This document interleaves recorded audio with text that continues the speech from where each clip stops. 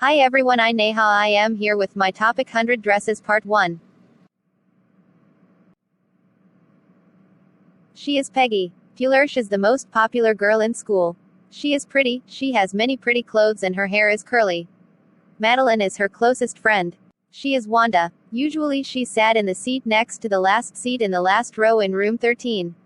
She sat in the corner of the room where the rough boys who did not make good marks sat. Wanda was very quiet and rarely said anything at all, and nobody had ever heard her laugh out loud. She came all the way from Boggan's Heights and her feet were usually caked with dry mud. The time when they thought about Wanda was outside of school hours, at noontime when they were coming back to school, or in the morning early before school began, when groups of 2 or 3, or even more would be talking and laughing on their way to the schoolyard. Then, sometimes, they waited for Wanda to have fun with her. Today, Monday, Wanda Petronsky was not in her seat.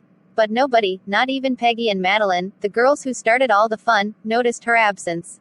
The next day, Tuesday, Wanda was not in school, either. And none noticed her absence again. Wednesday, Peggy and Madeline, who sat down front with other children who got good marks and who didn't track in a whole lot of mud, noticed that Wanda wasn't there.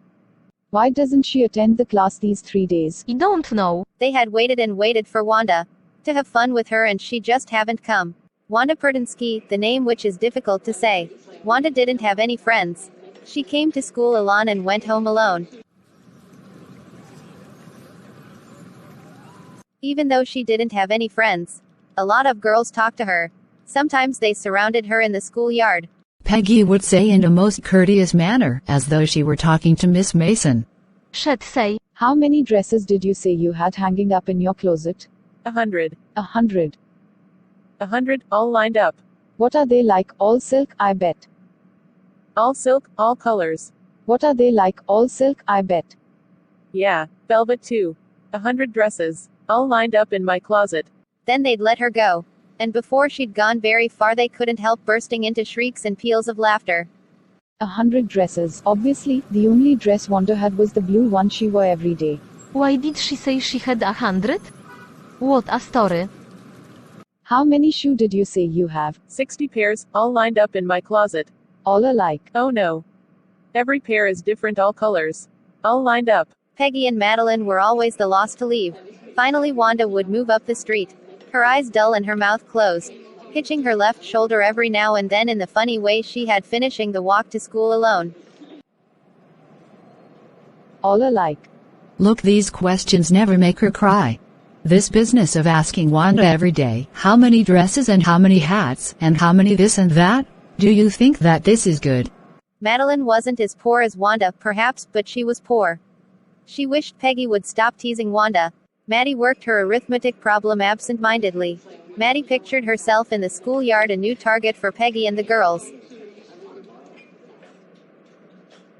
For girls, this contest consisted of designing dresses, and for boys of designing motorboats.